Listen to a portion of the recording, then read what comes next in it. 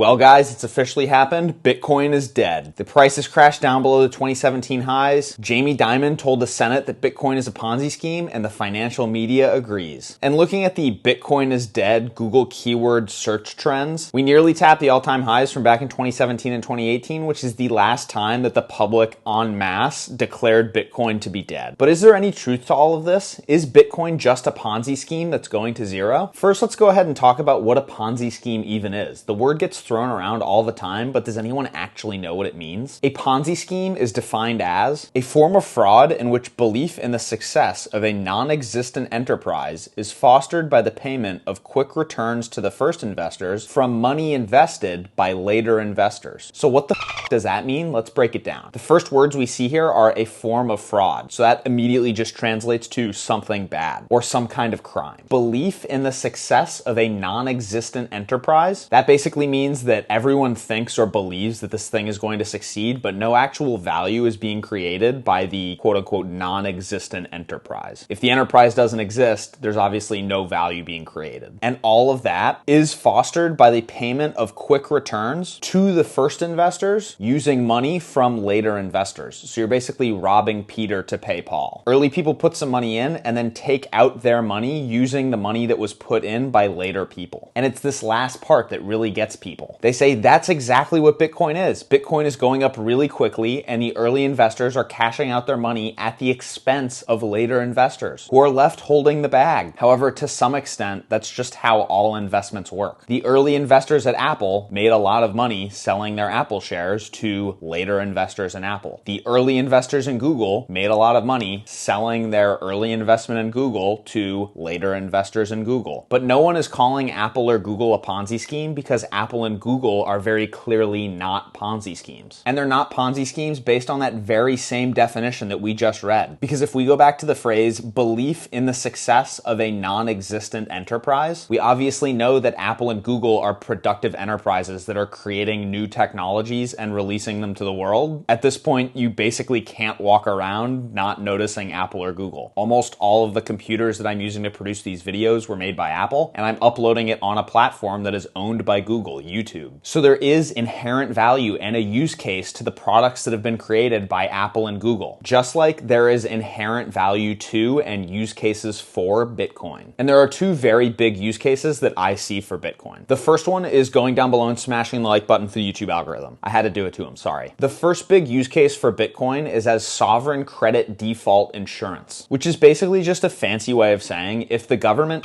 up your local currency, that would really suck, but at least you would have good old Bitcoin to fall back on and a network of people across the world willing to accept your Bitcoin for goods and services. And if you're living in the United States like I am, you might be thinking, Rhett, this is crazy. The dollar's not going anywhere. Stop fear-mongering. Yeah, the Fed is raising rates really high and destroying the economy and people's life savings in the process, all in the name of curbing multi-decade high record inflation, but surely the dollar will be fine. And I would tend to agree. I think that for the foreseeable future, the dollar will probably be mostly fine. Obviously, none of this is financial advice or currency advice. However, the same thing that we're saying about the dollar there cannot be said about these other currencies that are being used in different countries around the world. As the recording of this video, the British pound is down 10% versus the dollar this month. And while I'm recording this, the Bank of England just started doing QE again today to avoid the bond market having a Lehman moment. And if you think it's contained to the pound, the yen is down 22% this year versus the dollar. And Japan and the UK are two of the strongest economies in the world. And so if they're feeling the pressure from the dollar strengthening like this year, just imagine how these other countries and their currencies are faring. If we go down the list of world currencies and we hit on countries like Argentina and Nigeria, for example, they're having much worse currency issues. The Argentinian peso has lost over 97% of its value over the last decade compared to the dollar. And so while you may not be worried about your currency yet, and I'm personally not worried about the dollar, other countries and other people around the world might not have that same luxury as you. If you want to see how your country has fared recently, or if you just want some sort of like quick check update on how the numbers are going, you you can head down to the link that I'll have in the description and check out your country's 5-year sovereign credit default swap rate. If you don't know what a credit default swap is, we could probably do a whole other video on the topic. So if you are interested in learning more about that, definitely go down below and leave a comment. But basically, it's a way for the global market to bet on how likely different countries are to go bankrupt or to default on their debt. And when we look at these 6-month variance numbers, we can see just how much more or less likely the market thinks that some of these countries are to default on their debt. So you can see that, for example, over the last 6 months, the UK became 165% more likely to default on its debts according to the market. The US is up 69% in the last 6 months, and so on and so forth. There are a few countries that are down in the last 6 months. But what's really fascinating about this page in particular is you can use the Wayback Machine and just see how quickly risk does happen on these credit default swaps. If you go back even a year, the credit default swap ratings on Russia, for example, are much different than they are today. This sort of brings us to the end of the analysis here on the store of value use case for Bitcoin. So next, let's go ahead and take a look at the medium of exchange use case for Bitcoin. The second big use case for Bitcoin is the ability to transfer value around the world for free or almost for free and at the speed of light. In our day-to-day lives, we're used to money zipping around instantly, but in reality, when you go and swipe your credit card at the local coffee shop, the money is not finally settling in the coffee shop's account for sometimes up to 2 months after that transaction. And it's because when you swipe your credit card, there are a bunch of financial institutions between your bank and the coffee shop's bank. And if you think about it, you don't even have to pay your credit card bill until 30 days after you swiped that transaction. So while we think that these transactions are instant, the reality is that they're not. And unfortunately, even the fastest option for sending money within the legacy financial system is expensive and very slow. I recently made a large purchase and I had the pleasure of sending a wire transfer, and let's just say it was not great. My wire transfer cost me $30, but some banks actually charge up to $85 just to send one wire transfer. And you can only send wire transfers during banking hours, which means no nights, no weekends, and no holidays. So if you went to send a wire transfer at 7 p.m. on Friday night, you wouldn't even get to do it tomorrow because that's a weekend. You'd have to wait all the way till Monday, but if Monday was Labor Day, you'd have to wait until Tuesday morning to send your wire transfer. But why would you ever need to send money quickly in this economy anyway? It's not like there are gigantic bidding wars happening over something like homes in America, something fundamental like where I'm living. And it's not like speed to execute that transaction would be beneficial to us in that process. It's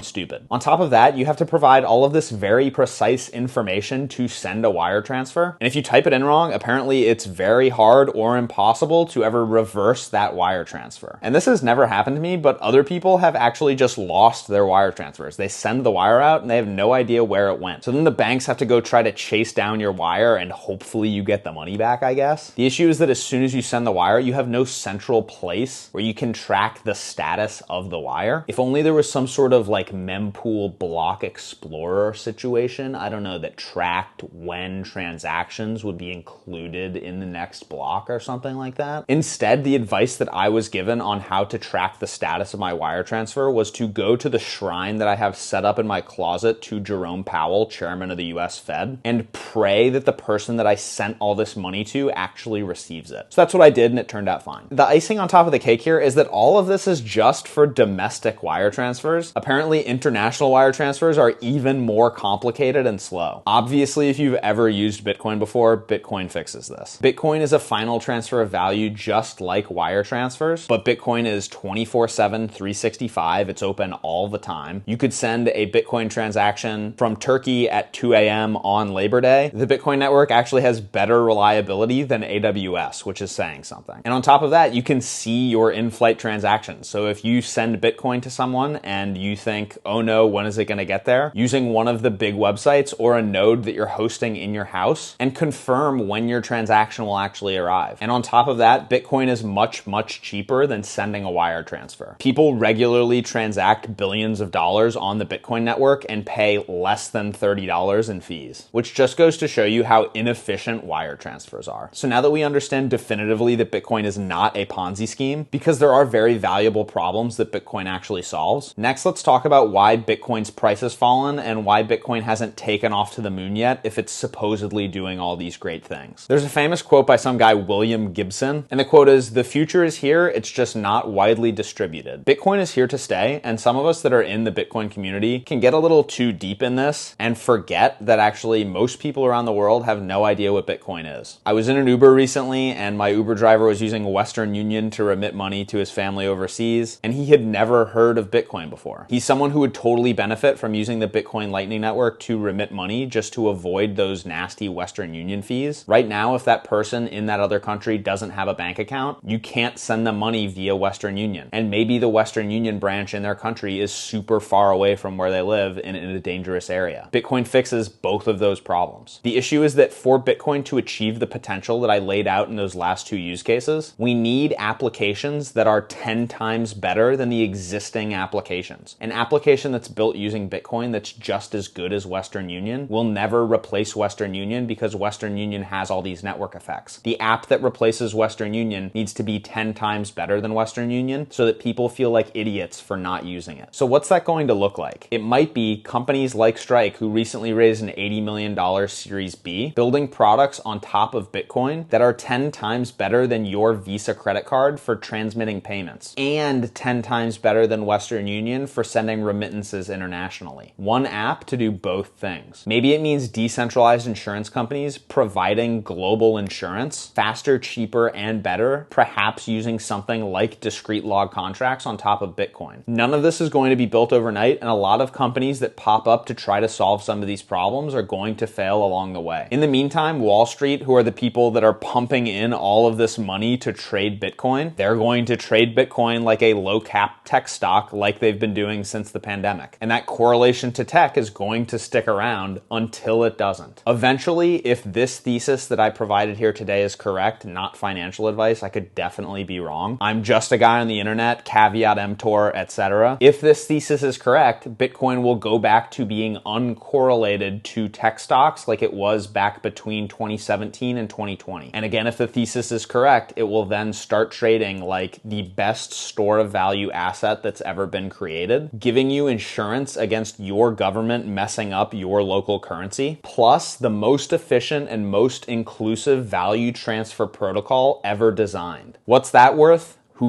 knows? If you guys like this analysis, check out these videos here to learn more. I love you all. Goodbye.